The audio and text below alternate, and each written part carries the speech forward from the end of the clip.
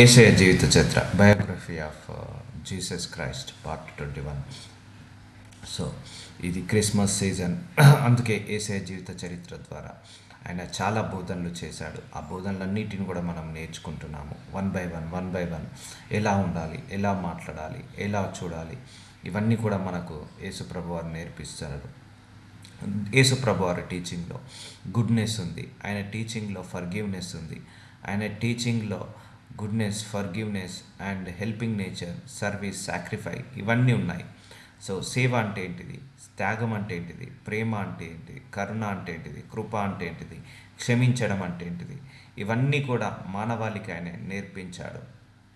కాబట్టి ఈ యొక్క యేసుప్రభు వారి జీవిత చరిత్రలో ముఖ్యమైన అంశాలు, యేసుప్రభు వారు నేర్పించిన పాఠాలు, భూలోకానికి మానవాళికి నేర్పించిన పాఠాలు చాలా చాలా విలువైనది, చాలా చాలా గొప్పవి.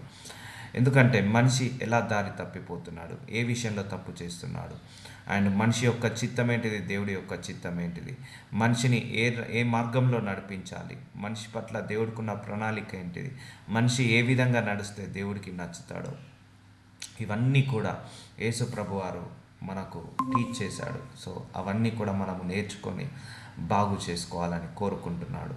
ఎందుకంటే అవి పరలోకం నుంచి వచ్చిన మన్నా. సో యేసు ప్రభువారు పరలోకంలో ఉండి నివాసం చేసి వచ్చాడు. సో అప్పటి వరకు పరలోకం నుండి నివాసం చేసిన వ్యక్తి కానీ, దేవుడు కానీ, దేవదూత కానీ భూలోకంలో ఎవరూ లేరు. సో నివాసం చేసి ఇక్కడ మనతో సహవాసం చేయడానికి వచ్చిన దేవుడు యేసు ప్రభువారు. సో అందుకే పరలోక మర్మాలు చాలా గొప్పగా చెప్పాడు దేవుడు. పరలోకం ఎలా ఉంటుంది, భూలోకం ఎలా ఉంటుంది, ఏది చేస్తే దేవుడికి నచ్చుతుంది, ఏది చేయకపోతే దేవుడికి నచ్చదు. సో ఇవన్నీ కూడా మనకు దేవుడికి మనకు కనెక్షన్ పెంచాడు యేసు ప్రభువారు. ఈ వాక్యం ద్వారా మనం అందరం కూడా సరి చేసుకోవాలని కోరుకుంటున్నాడు. చూద్దాం ఈరోజు వాక్యం ద్వారా దేవుడు ఏం మాట్లాడబోతున్నాడు. ఆల్మోస్ట్ 21 పార్ట్స్ అయ్యాయి. సో యేసు ఈ మాటలు చెప్పి చాలించిన తర్వాత మత్తయి సువార్త 19వ అధ్యాయం 1వ వచనంలో, తర్వాత గలీలియా నుండి యోర్దాను అద్దరినున్న యూదయ ప్రాంతంలోకి వచ్చాను. సో యేసు ప్రభువారు గ్రామాలు పట్టణాలు తిరిగి మాటలు మాట్లాడేవాడు, బోధనలు చెప్పేవాడు, పరలోక మర్మాలు, భూలోక మర్మాలు అన్నీ కూడా బయలుపరిచి వెళ్ళేవాడు. బహుజన సమూహంలో ఆయనను వెంబడింపగా ఆయన వారికి అక్కడ స్వస్థతపరిచాను. ఆయన ఎక్కడికి వెళ్ళిన జన సమూహంలో ఆయనను వెంబడించేవారు. ఎందుకంటే రోగులు స్వస్థత పడ్డారు, అలాగే దయ్యం పట్టిన వాళ్ళు విడుదల పొందుకున్నారు, అనారోగ్య సమస్యలు ఉన్న వాళ్ళు ఆరోగ్యాన్ని పొందుకున్నారు. అలాగే ఆయన చెప్పిన బోధనలు కూడా భూలోకంలో ఎవ్వరూ చెప్పలేని బోధనలు చెప్పాడు. ఏ ప్రవక్త ద్వారా బయలుపరచని మర్మాలు యేసు ప్రభువారి ద్వారా బయలుపరచడం జరిగింది. సో కాబట్టి ఆయనను వెంబడించేవారు, ఆయన బోధనలు వినడానికి వెంబడించేవారు, ఆయన ద్వారా స్వస్థత పొందుకోవాలని వెంబడించేవారు. అయితే అలా వెంబడిస్తున్నప్పుడు ఏమైందంటే, ఆటంకపరచడానికి పరిసయ్యులు ఆయనను శోధింపవలనని ఆయన యుద్ధకు వచ్చి, ఏ హేతువు చేతనైనను పురుషుడు తన భార్యను విడనాడుట న్యాయమా అని అడగగా, సో ఆయన సేవ చేస్తున్నప్పుడు అనేక మంది పరిసయ్యులు, సద్దకాయలు చాలా కుళ్ళుకునేవారు, జెలస్గా ఫీల్ అయ్యేవారు, ఆయన సేవను ఆటంకపరిచేవారు, ఆయనను అనేక విధాలుగా శోధించేవాళ్ళు, అనేక విధాలుగా పరీక్షించేవాళ్ళు. సో ఒక శోధకుడు వస్తున్నాడు, ఒక పరిసయ్యులు ఆయనను శోధించాలని అంటున్నాడు. ఏ హేతువు చేత, అంటే ఏ కారణం చేత పురుషుడు తన భార్యను విడనాడుట న్యాయమా, అంటే ఏ కారణం చేత తన పురుషుని భార్యను విడనాడాలి అని అడుగుతున్నాడు. ఏది న్యాయం అని అడుగుతున్నాడు. ఆయన సృజించిన వాడు ఆది నుండి వారిని పురుషుని గాను స్త్రీని గాను సృజించనని. సో దేవుడి దృష్టికి స్త్రీ అయినా పురుషుడైనా ఒకటే అండి. మనము లింగ భేదాన్ని చూపిస్తాము, స్త్రీ అంటే ఇది, పురుషుడు అంటే ఇది, కానీ దేవుడి దృష్టికి ఇరువురు సమానమే. దేవుడి దృష్టికి ఇద్దరు కూడా దేవుడి చేతిలో సృష్టిలో ఒక భాగమే. కాబట్టి ఇద్దరు కూడా దేవుడి దృష్టిలో ఒక భాగమే. కాబట్టి దేవుడి దృష్టికి ఇద్దరు సమానమే. స్త్రీ ఎక్కువ, పురుషుడు తక్కువ, లేకపోతే పురుషుడు ఎక్కువ, స్త్రీ ఎక్కువ అని కాదు. సో ఆయన దృష్టికి ఇద్దరు సమానమే, ఇద్దరు కూడా దేవుడి దృష్టిలో ఒక భాగమే. కాబట్టి ఇందు నిమిత్తము పురుషుడు తల్లిదండ్రులను విడిచి తన భార్యను హత్తుకొనను. ఒకసారి మ్యారేజ్ అయిందంటే, సో యేసు ప్రభువారు మ్యారేజ్ గురించి నేను గొప్పగా వాక్యం చెప్పబడింది, వివాహం అన్నింటికంటే ఘనమైనది అనే వాక్యం ద్వారా దేవుడు అనేక గొప్ప విషయాలు బయలుపరిచాడు. సో ఇప్పుడు సందర్భం వచ్చింది కాబట్టి మరొకసారి చెప్పుకుందాం. పురుషుడట తల్లిదండ్రులను విడిచి తన భార్యను హత్తుకొనును. ఒకసారి మ్యారేజ్ అయిన తర్వాత సో వైఫ్ అండ్ హస్బెండ్ ఓ ఏక శరీరం అయి ఉండాలి, ఏక మనస్సు అయి ఉండాలి, ఏక ఆత్మ అయి ఉండాలి, ఏక ఆలోచన అయి ఉండాలి. సో ఇటు ఒకసారి మ్యారేజ్ అయిన తర్వాత భార్య భర్తల మధ్య అండర్స్టాండింగ్ ఉండాలి. ఇటు వీళ్ళ పేరెంట్స్ని అటు వాళ్ళ పేరెంట్స్ని ఏం చేయాలి, వాళ్ళని మర్చిపోమని అయితే చెప్పట్లేదు, కానీ వాళ్ళను కొంతకాలము మనము ఏంటిది భార్యాభర్తల మధ్య అండర్స్టాండింగ్ వచ్చే వరకు వాళ్ళిద్దరి మధ్య సత్సంబంధం పెరగాలంటున్నాడు. సో అందుకే తల్లిదండ్రులను విడిచి, పురుషుడైతే వివాహం జరిగిన తర్వాత తల్లిదండ్రులను విడిచి తన భార్యను హత్తుకొనును, వారిద్దరూ ఏక శరీరంగా ఉందరని చెప్పరని మీరు చదవలేదా? ఒకసారి వివాహమైన తర్వాత స్త్రీ కానీ పురుషుడు కానీ ఏక శరీరంలాగా, ఏక మనసు, ఏకాత్మలాగా ఉండాలి. అందుకే వివాహ జీవితంలో భార్యాభర్తల మధ్య ఒక అండర్స్టాండింగ్ ఉండాలి. ఏ ఏ మంచైనా ఇద్దరు కలిసి డిసిషన్ తీసుకోవాలి, ఏ చెడైనా కూడా ఇద్దరు కలిసి డిసిషన్ తీసుకోవాలి. ఇటు వీళ్ళ పేరెంట్స్ని అడిగి వాళ్ళ పేరెంట్స్ని అడిగి వాళ్ళని ఇన్వాల్వ్ చేసి వీళ్ళని ఇన్వాల్వ్ చేసి అది ఎప్పుడు కూడా మంచిది కాదు. ఈ జనరేషన్లో ఎస్పెషల్లీ భార్యాభర్తల మధ్య ఒక అండర్స్టాండింగ్, ఒక కాంప్రమైజింగ్, ఒక విలువ, ఏక శరీరము, ఏక మనసు, ఏక ఆత్మై వాళ్ళు బ్రతకాలి. ఇప్పుడు చాలా మటుకు ఎక్కువ మటుకు కూడా భార్యాభర్తలు విడిపోవడానికి కారణము వాళ్ళ పేరెంట్స్ ఇన్వాల్వ్ కావడం, వీళ్ళ పేరెంట్స్ ఇన్వాల్వ్ కావడం, వాళ్ళ రిలేటివ్స్ వీళ్ళ రిలేటివ్స్ ఇన్వాల్వ్ కావడం వల్ల ఏమవుతుంది, గొడవలు ఎక్కువై దూరం అవుతున్నాయి. కానీ ఒకసారి పురుషుడు కనుక వివాహం జరిగితే తల్లిదండ్రులను విడిచి ఏం చేయమంటున్నాడు, తన భార్యను హత్తుకొనును అంటున్నాడు. సో భార్యతో నువ్వు సత్సంబంధం పెంచుకో, భార్యతో నువ్వు ఎక్కువసేపు గడుపు. అలాగే వారిద్దరూ ఏక శరీరముగా ఉండాలి. సో భార్యాభర్తలు ఎప్పుడైనా ఏక శరీరము, ఏక మనస్సు, ఏకాత్మ, ఏక ఆలోచనలు. భర్త ఒకటంటే భార్య ఒకటనడం, భార్య ఒకటంటే భర్త ఒకటనడం. సో ఏక మనస్సు లేకపోవడం వల్ల అది జరుగుతుంది. ఏక మనస్సు, ఏకాత్మ అంటే ఒకటే విధంగా ఆలోచించాలి ఎప్పుడైనా కూడా. సో పెళ్లి కాకముందుకు భర్త 100%, భార్య 100%. పెళ్ళైన తర్వాత ఇద్దరు కలిస్తేనే 100%. సో 50% వీళ్ళు తగ్గాలి, 50% భార్య తగ్గాలి. సో వాళ్ళిద్దరు కలిస్తేనే 100% అవుతుంది. కాబట్టి ఏ వివాహము జరిగిన తర్వాత పురుషుడు తల్లిదండ్రులను విడిచి తన భార్యను హత్తుకొనును అంటే you should have more responsible about your family. So భార్య మీద రెస్పాన్సిబుల్. అందుకే వాళ్ళు చెప్పిన మాటలు విని, వీళ్ళు చెప్పిన మాటలు విని, చెప్పుడు మాటలు విని భార్యాభర్తల మధ్య గొడవలు పెట్టుకోవద్దు.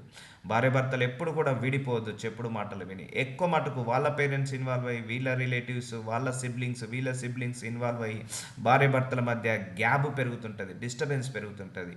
సో అందుకే ఒకసారి వివాహం జరిగిందంటే you should connect with your life partner, either was husband or either wife. So అది దేవుడు చెప్తున్నాడు. ఒకసారి వివాహం జరిగిందంటే ఒక స్త్రీ కానీ పురుషుడు కానీ వాళ్ళ తల్లిదండ్రులను విడిచి వాళ్ళిద్దరి మధ్య రిలేషన్ పెరగాలి, రిలేషన్ బిల్డప్ కావాలి. అందుకే వివాహం అన్నిటికంటే ఘనమైన దాంట్లో చాలా క్లియర్గా దేవుడు మనకు మాట్లాడాడు వివాహ జీవితం ఎలా ఉండాలని. సో ఇప్పుడు సందర్భం వచ్చింది కాబట్టి దేవుడు మరొకసారి గుర్తు చేస్తున్నాడు, ఏక శరీరముగా ఉండాలి ఇద్దరు కూడా. So there are not the two. వాళ్ళు ఒకసారి వివాహం జరిగిందంటే వాళ్ళు ఇద్దరు కారు, ఒకరవుతారు, ఏకమవుతారు అని దేవుడు చెప్తున్నాడు. సో కాబట్టి వారికను ఇద్దరు కాక ఏక శరీరంగా ఉన్నారు. ఒకసారి వివాహం జరిగిందంటే వైఫ్ అండ్ హస్బెండ్ ఇద్దరు కాదు, ఏక శరీరం. అదే అంటున్నాను కదా, పెళ్లి కాకముందుకు వైఫ్ 100% అండ్ హస్బెండ్ వైఫ్ 100%. కానీ పెళ్ళైన తర్వాత వైఫ్ కోసం హస్బెండ్ ఒక 50% తగ్గాలి, అలాగే హస్బెండ్ కోసం వైఫ్ ఒక 50% తగ్గాలి. There now equal to 100%. So మనం ఏదైనా క్యాల్కులేట్ చేసేటప్పుడు 100%తో క్యాల్కులేట్ చేస్తాం, కానీ 200%తో క్యాల్కులేట్ చేయము. అందుకే వారు ఇద్దరుగా ఏకముగా ఏక శరీరముగా ఉన్నారు కనుక దేవుడు జతపరిచిన వారిని మనుషుడు వేరుపరచకూడదని చెప్పాను. సో వివాహం అనేది మేడ్ ఇన్ హెవెన్ అంటారండి, marriages are made in heaven అంటారు.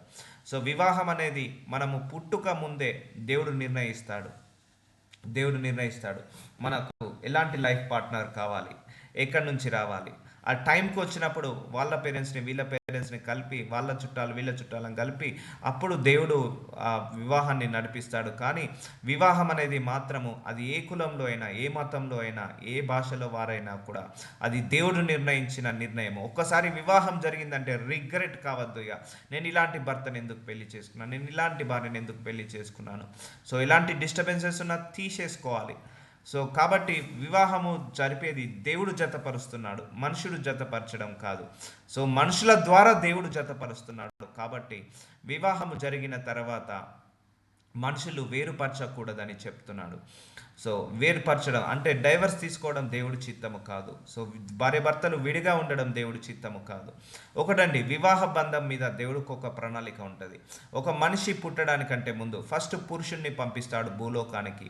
అలాగే స్త్రీని తయారు చేస్తాడు. ఆ పురుషుల్లో ఉన్న కొన్ని లక్షణాలను, పురుషుల్లో ఉన్న కొన్ని రూపాలను, పురుషుల్లో ఉన్న కొన్ని స్వభావాన్ని ఆ స్త్రీకి ఇచ్చి భూలోకానికి పంపిస్తారు. అందుకే మనం చూడండి, భార్య భర్తలు ఇద్దరు ఒకేలాగా ఆలోచిస్తున్నారని, మేడ్ అండ్ హెవెన్ లాగా, మేడ్ ఫర్ ఈచ్ అదర్ లాగా ఉంటున్నారని మనం అంటాము. సో దేవుడే ఆ గర్భంలో ఉన్నప్పటి నుంచే ఒక పురుషుని తయారు చేసి ఆ పురుషునికి తగ్గట్టుగా ఒక స్త్రీని సహాయానిగా పంపిస్తాడు. కాబట్టి ఒకసారి మ్యారేజ్ అయిన తర్వాత కాంప్రమైజ్లోనే ఉండాలి, కానీ గొడవలు పడి కొట్లాటలు పడి ఆయన విడిపోవడం దేవుడి చిత్తం కాదు. ఎందుకంటే మ్యారేజ్ అనేది దేవుడు జతపరిచాడు. అందరూ అనుకుంటారు, నా వల్లనే వాళ్ళకు పెళ్ళైంది, నా వల్లనే నాకు పెళ్ళైంది అని అందరూ అనుకుంటారు. నేను చేయబట్టే వాళ్ళకు పెళ్ళి జరిగిందండి. కాదండి, మ్యారేజ్ అనేది దేవుడు పుట్టడానికంటే ముందే, మనం పుట్టడానికంటే ముందే దేవుడు నిర్ణయిస్తాడు ఎవరు స్త్రీగా పుట్టాలి, ఎవరి పురుషుడుగా పుట్టాలి, ఆ స్త్రీకి పురుషుడు ఎవరు, ఆ పురుషుడికి స్త్రీ ఎవరు, ఎప్పుడు వాళ్ళను జతపరచాలి, ఏ ఇయర్లో వాళ్ళకు పెళ్లి చేయాలనేది దేవుడు నిర్ణయిస్తాడు. ఆ సమయం వచ్చినప్పుడు అందరినీ ఏకం చేసి మనుషుల ద్వారా వివాహాన్ని దేవుడు జరిపిస్తాడు. ఇది దేవుడికున్న ప్రణాళిక. దాని తర్వాత వాళ్ళిద్దరూ ఏకమై మల్టిపుల్ కావడం అంటే పిల్లల్ని కనడము, అది దేవుడికున్న ప్రణాళిక. ఆయన అన్నాడు, ఫలించి అభివృద్ధి చెంది విస్తరించుడి భూలోకాన్ని అని.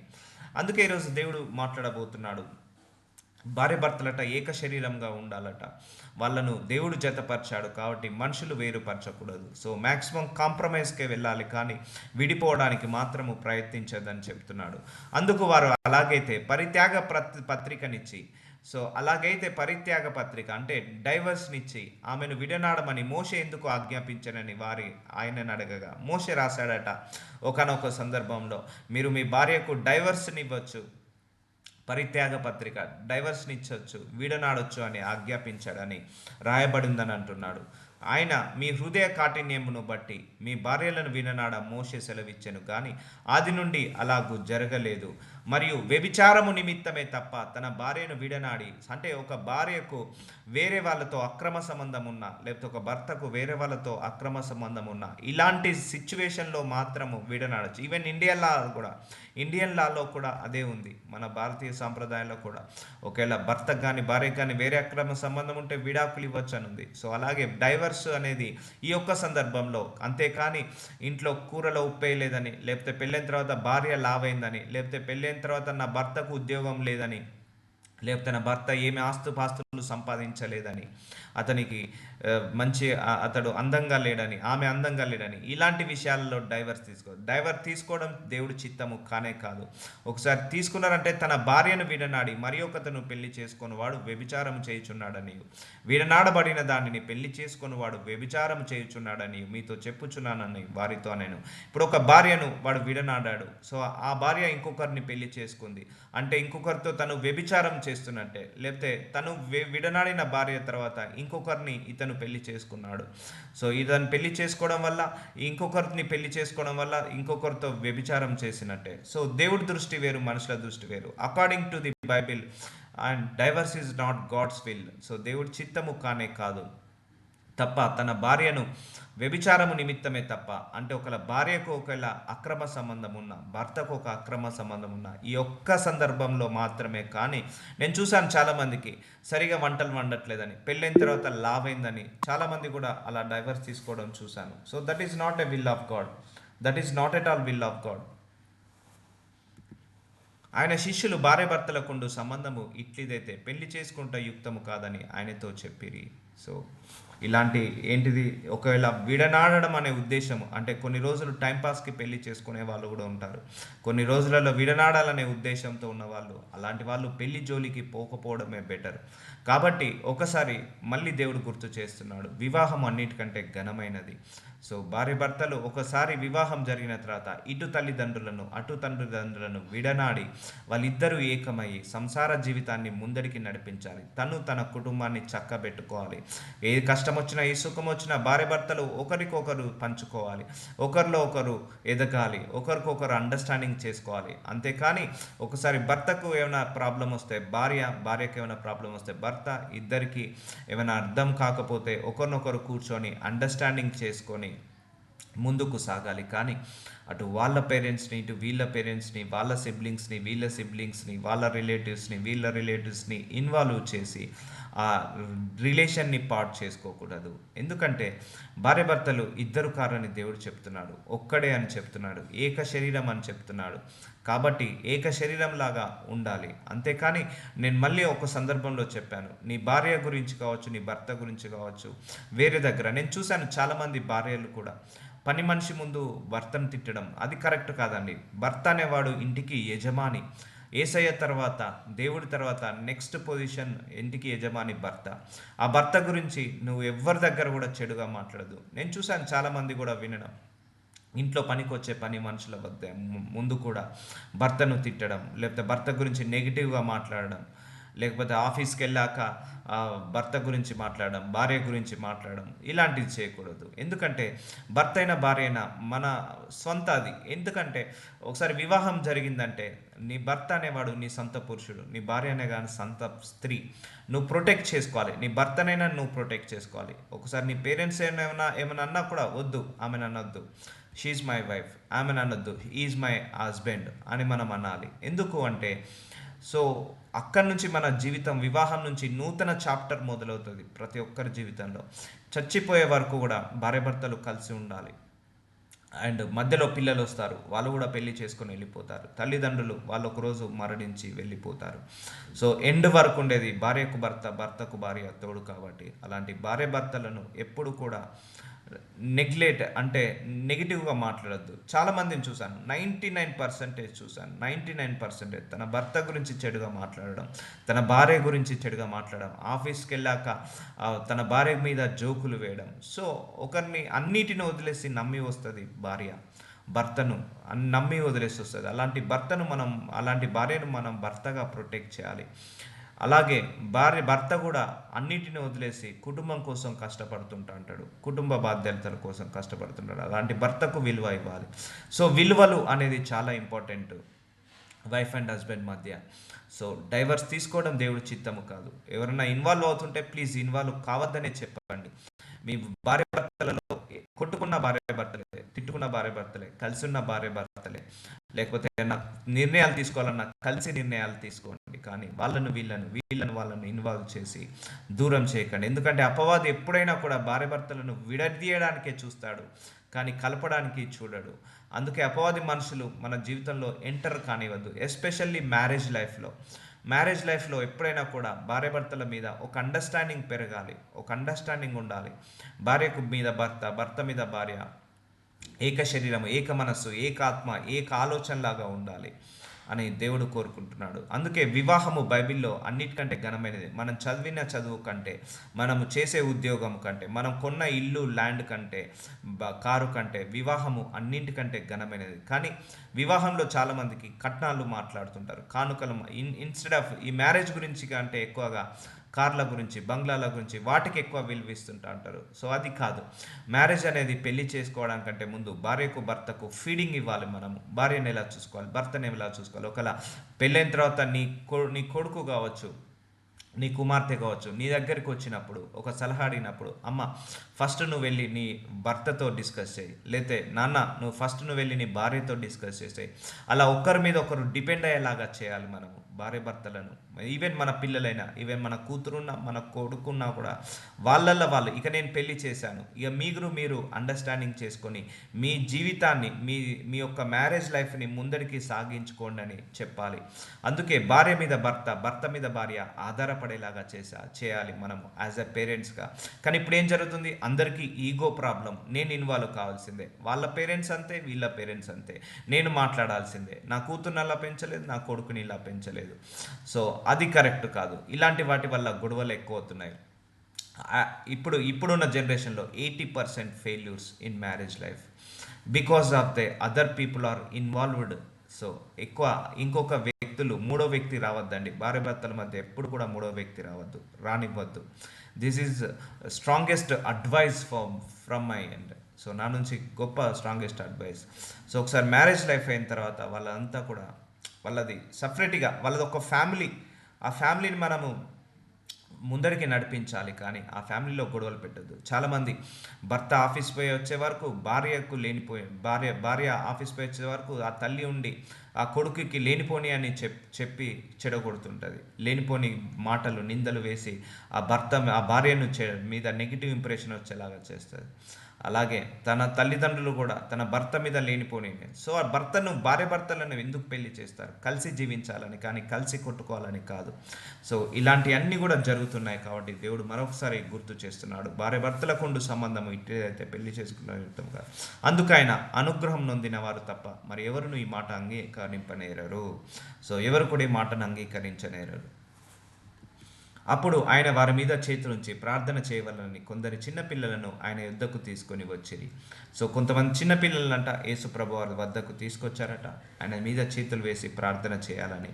ఆయన శిష్యులు తీసుకొని వచ్చిన వారిని గద్దింపగా, యేసు చిన్నపిల్లలను ఆటంకపరచక వారిని ఆ యుద్ధకు రానీయుడి, పరలోక రాజ్యము ఇలాంటి వారిదని వారితో చెప్పి. చూసారా, పరలోక రాజ్యము ఇలాంటి వారిది. గుర్తుపెట్టుకోవాలి, చిన్నపిల్లల లాంటి వారిదే పరలోక రాజ్యం. చిన్నపిల్లలకు కల్మషం ఉండదు, చిన్నపిల్లలు మోసం చేయరు, చిన్నపిల్లలు అన్యాయం చేయరు, అక్రమం చేయరు. సో అపవిత్రంగా ఉన్నారు, లేనిపోని అన్ని చూడరు, లేనిపోని అన్ని మాట్లాడరు. సో వాళ్ళ మాటలలో కల్మషం ఉండదు. వాళ్ళ మాటలు, వాళ్ళ చూపులు, వాళ్ళ ఆలోచనలు, వాళ్ళ తలంపులు కూడా చాలా ప్యూరిటీగా ఉంటాయి. చిన్నపిల్లలు 3 సంవత్సరాలు, 4 సంవత్సరాలు, 5 సంవత్సరాలు పిల్లల్ని చూడండి, కావాలంటే అబ్జర్వ్ చేయండి. వాళ్ళు ఏది మాట్లాడినా ముద్దుగా ఉంటుంది, ఏది మాట్లాడినా కూడా కల్మషం లేకుండా మాట్లాడతారు. వాళ్ళ లోపల స్వార్థం లేకుండా మాట్లాడతారు. వాళ్ళ లోపల అపవిత్రత ఉండదు, అపరిశుద్ధత ఉండదు, గర్వం ఉండదు, అహంకారం ఉండదు. సో చిన్న పసి బాలుడి మనస్తత్వం కలిగి ఉన్న వాళ్ళు మాత్రమే పరలోక రాజ్యానికి వెళ్తారు. కానీ అలాంటి అమాయకంగా ఉంటే మరి లోకం ఏం చేస్తుంది? మనల్ని ముంచివేయాలని చూస్తుంటా ఉంటుంది. So you need to handle చేయాలి దీన్ని. వారి మీద చేతి నుంచి అక్కడి నుండి లేచిపోయాను. సో ఆ చిన్నపిల్లల్ని ఆశీర్వదించి యేసుప్రభు అక్కడి నుంచి వెళ్ళిపోయాడు. సో ఇప్పుడు ఇక్కడ దేవుడు ఏం చెప్తున్నాడు? పరలోక రాజ్యము చిన్నపిల్ల మనస్తత్వం కలిగిన వాళ్ళది అని చెప్తున్నాడు. ఇదిగో ఆయన యుద్ధకు వచ్చి, బోధకుడా, నిత్య జీవం పొందుటకు నేను ఏ మంచి కార్యము చేయవలనని ఆయనను అడిగాను. ఒక వ్యక్తి వచ్చి అడుగుతున్నాడట, నిత్య జీవము అంటే పరలోక రాజ్యము పొందడానికి ఏ మంచి కార్యము చేయాలి అని అంటున్నాడు. మంచి కార్యం ఏముంది నేను చేయడానికి అని అడుగుతున్నాడు. అందుకు ఆయన, మంచి కార్యంను గూర్చి నన్ను ఎందుకు అడుగుచున్నావు? మంచివాడు ఒక్కడే. సో మంచివాడు ఒక్కడే భూలోకం మొత్తంలో, అది దేవుడు మాత్రమే మంచివాడు. So nobody is perfect in the world, nobody is right in the world, nobody is righteous in the world, nobody is Holi person in the world. So 100% purity ఎవరిలో లేదు. ఉంది ఎంతో కొంత నీతి ఉంది, ఎంతో కొంత పరిశుద్ధత ఉంది, ఎంతో కొంత పవిత్రత ఉంది, కానీ నాట్ 100%. కానీ దేవుడు ఒక్కడే మంచివాడు. నీవు జీవంలో ప్రవేశింపగోరిన ఎడల ఆజ్ఞలను గైకొనమని చెప్పాను. అతడు ఏ ఆజ్ఞలని ఆయనని అడగగా, నువ్వు జీవంలో ప్రవేశించాలంటే ఆజ్ఞలు గైకొను. అతడు ఏ ఆజ్ఞలనే అడిగినప్పుడు, యేసు నరహత్య చేయవద్దు, ఎవరిని చంపొద్దు, అలా అని మనసులో కూడా నువ్వు చనిపోవాలని కూడా నీ ఆలోచన రావద్దు, వ్యభిచరింపద్దు. సో పెళ్ళికి ముందు కావచ్చు, పెళ్ళి తర్వాత కావచ్చు, పరాయి స్త్రీతో, పరాయి పురుషుతో అక్రమ సంబంధం, అది వ్యభిచారం కిందే పడుతుంది, దేవుడి దృష్టికి అసహ్యము. అది మనసులో కూడా ఆలోచన రావద్దు. దొంగలించొద్దు. సో నువ్వు ఇతరులను దొంగలించాల్సిన అవసరం లేదు. నువ్వు దొంగలించాలన్న ఆలోచన వచ్చినా కూడా నువ్వు దేవుడి దృష్టికి దొంగవవుతావు. అబద్ధ సాక్ష్యము పలకవద్దు, తల్లిదండ్రులను సన్మానించుము. అబద్ధ సాక్ష్యములు కొంతమంది సెల్ఫ్ డబ్బా కోసము, లేకపోతే సెల్ఫ్ బెనిఫిట్స్ కోసం అవతల వారిని డౌన్ చేయడం, లేకపోతే మన మీద సానుభూతి పొందాలని ఇతరులను తక్కువ చేసి మాట్లాడడం, అలాంటి అబద్ధ సాక్ష్యాలు పలకవద్దు. తల్లిదండ్రులను సన్మానింపము. నిన్ను వలె నీ పొరుగువాన్ని ప్రేమింపవాలని అనునవియే అని చెప్పాను. సో నీ వలె నీ పొరుగువాన్ని ప్రేమించు. నిన్ను నువ్వు ఎలాగైతే క్షమించుకుంటున్నావో, నిన్ను నీవు ఎలాగైతే ప్రేమించుకుంటున్నావో, నిన్ను నీవు ఎలాగైతే మన్నించుకుంటున్నావో, అలాగే నీ పొరుగువాన్ని కూడా క్షమించు, నీ పొరుగువాన్ని కూడా మన్నించు, నీ పొరుగువాన్ని కూడా నువ్వు క్షమాపించు అని అంటున్నాడు. సో మనం ఎన్ని తప్పులు చేసినా మనల్ని మనం క్షమించుకుంటాము, సర్దుకుపోతాము, సర్ది చెప్పుకుంటాము, పోనీలే అని. అదే ఎదుటివాడు అదే తప్పు చేశాడు అనుకోండి, మనం క్షమించలేము, సర్దుకుపోలేము, సర్ది చెప్పుకోలేము.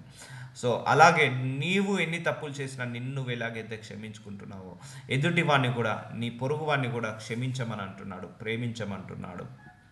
అందుకు ఆ యవనుడు, ఇవన్నీ అనుసరించినే ఉన్నాను, ఇంకను నాకు కొదువ ఏమని ఆయనను అడిగాను. అయ్యా యేసయ్య, మీరు ఏదైతే చెప్పారో అవన్నీ కూడా నేను అనుసరిస్తున్నాను, ఇక నాకు కొదువ ఏముంది, ఇంకా ఏం తక్కువ ఉంది అన్నీ చేస్తున్నాను కదా అన్నప్పుడు యేసు నీవు పరిపూర్ణమవుటకు కోరినేడల పోయి నీ ఆస్తిని అమ్మి బీదలకిమ్ము, అప్పుడు పరలోకమందు నీకు ధనము కలుగును. చూడండి, మనకు బీదలకు ఇచ్చిన ప్రతిసారి మన పరలోకంలో ధనము పెరుగుతుందండి.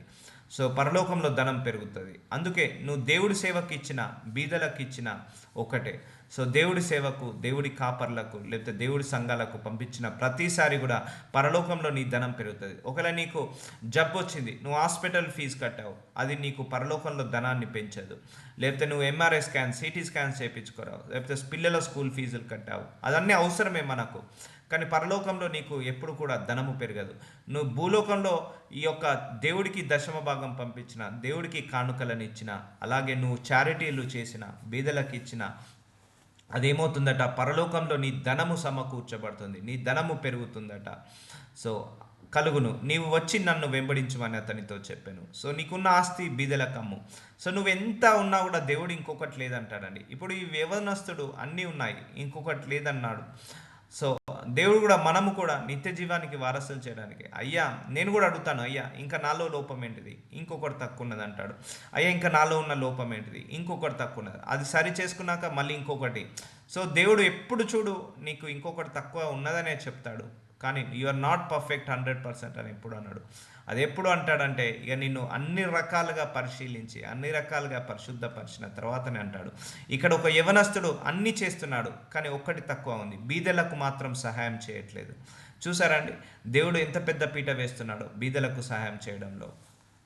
ధనము కలుగును, నన్ను వెంబడించమని అతను చెప్పాను. అయితే ఆ యవనుడు మిగులు ఆస్తి గలవాడు, అతను ధనవంతుడు గనక ఆ మాట విని వ్యసనపడుచు వెళ్ళిపోయాను. సో ఆ మాట విని వ్యసనపడుచు అంటే అభ్యంతరపరచుకొని వెళ్ళిపోతున్నాడు.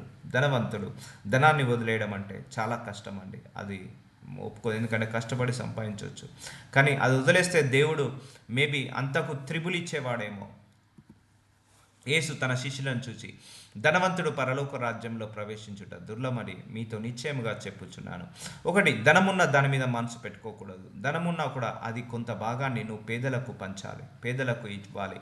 అప్పుడు పరలోకమందు మనకు ధనము మొదలవుతుంది. అందుకే నువ్వు సంపాదించే సంపాదనలో కొంత పర్సంటేజ్, దశమ భాగాన్ని దేవుడికి తీసి పెట్టాలి, కొంత పర్సంటేజ్ పేదలకు కూడా తీసి పెట్టాలి.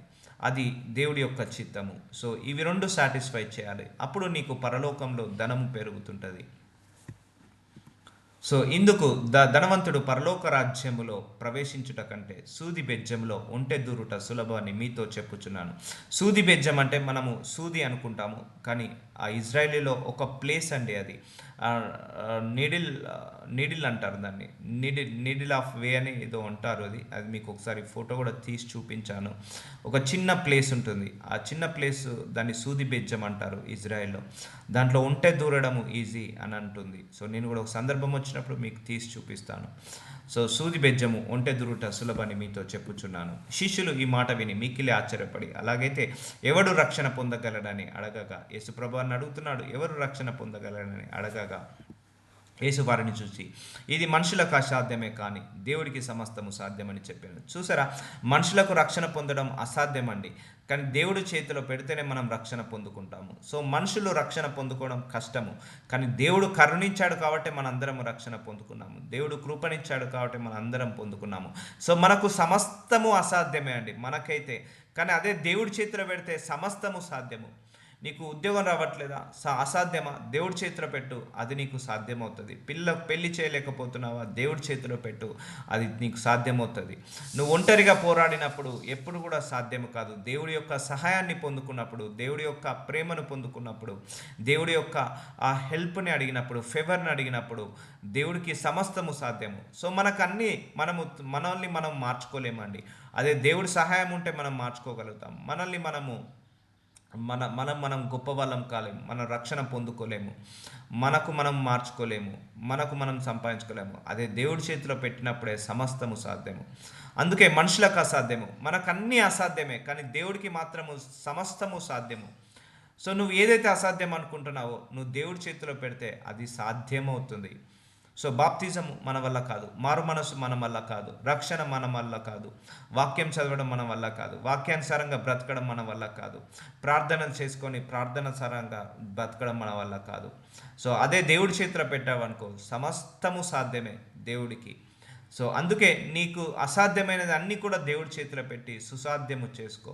ఆయన తోడుంటే, ఆయన రక్షణ ఉంటే, ఆయన యొక్క కృప ఉంటే, కనికరం ఉంటే అన్నీ సాధ్యమే అండి. అన్నీ సాధ్యమే. ఒక్కటి కూడా ఫెయిల్యూర్ అనేది ఉండదు యేసు ప్రభు వారి చేతిలో పెట్టామంటే. కాబట్టి మనుషులకు సాధ్యము, అసాధ్యమైనది దేవుడికి సాధ్యము. కాబట్టి మీరు అడగాలి దేవుణ్ణి, అయ్యా నీకు సమస్తము సాధ్యము, నా ఆర్థిక సమస్యలు తీసేయాలన్న సాధ్యమే నాయన, నా అప్పుల బాధల నుంచి విడుదల కలిగించడం నీకు సాధ్యము నాయన, నీకు అసాధ్యమైనదంటూ ఏదైనా ఉందని మీరే అన్నారు. కాబట్టి మీకు సాధ్యము కాబట్టి అడుగుతున్నాను తండ్రి అని ప్రార్థించి మీరు ఎప్పుడు ప్రార్థించినా కూడా ఇది నా దేవుడికి సాధ్యమే. నాకు ఉద్యోగం ఇవ్వడం, నాకు వీసా ఇవ్వడం, నాకు మంచి జీవితం ఇవ్వడం, నాకు అప్పు లేకుండా చేయడం, నాకు ఆర్థిక సమస్యలు లేకుండా చేయడం నా దేవుడికి సాధ్యమే అని నమ్మి ప్రార్థించు.